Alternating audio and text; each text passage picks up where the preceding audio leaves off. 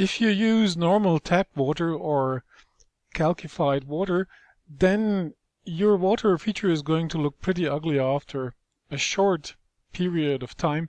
As you can see here in this example, this is a stainless steel thread fountain, but you can't see any stainless steel here because it's covered with lime. So it's very important to take care of calcification in your water feature in order to avoid ugly deposits on the surfaces, as you can see here.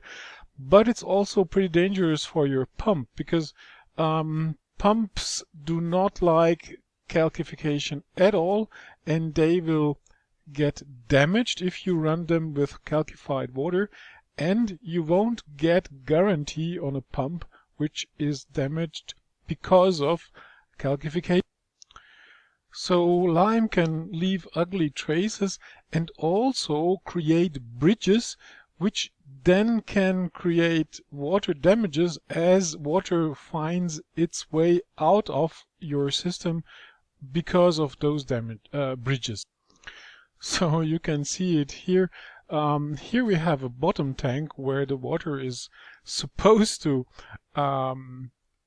go, but as you can see here, according to the lime traces or calcification traces on the surface, the water also found its way next to the bottom tank, and this causes water damages.